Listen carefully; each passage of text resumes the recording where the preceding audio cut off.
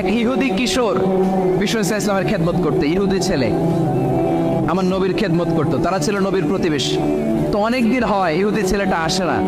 বিশ্বনবী খোঁজ দিলেন ঘটনা কি, একটা ইহুদি ছেলে না আমার খেদমতে আসতো, ছেলেটা কই? খোঁজ নিয়ে জানলেন ছেলেটা অসুস্থ। বিষ্ণু ইসলাম ওই ইহুদির বাড়িতে চলে গেলেন ওই ছেলেটাকে দেখা করার জন্য, ভিজিট করার জন্য। সুবহানাল্লাহ পড়বেন না? গেলেন, যে দেখে ইহুদি ছেলেটা মুমূর্ষ, যান যান যায় যায় ভাব, বিছানায় পড়ে আছে, তার বাবা দাঁড়ানো।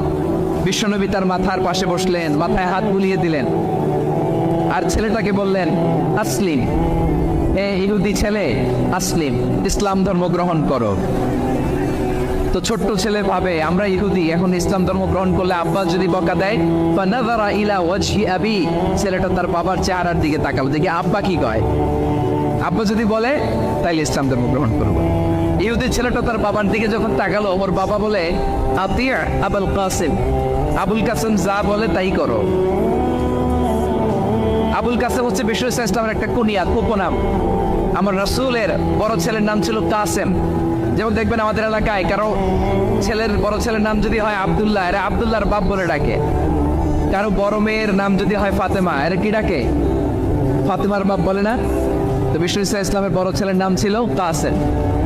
ইহুদি বাবা বলল আতিয়া আবুল কাসেম, আবুল কাসেম যা বলে তাই শোনো, মানে মোহাম্মদ যা বলে তাই শোনো। এই কথা শুনে ছেলে সাহস পাইছে, ছেলে আবার পড়তে আরম্ভ করলো আশহাদু আল্লাহ ইলাহা ইল্লাল্লাহ ওয়া আশহাদু আন্না মুহাম্মাদার রাসূলুল্লাহ, পড়েন আল্লাহু আকবার।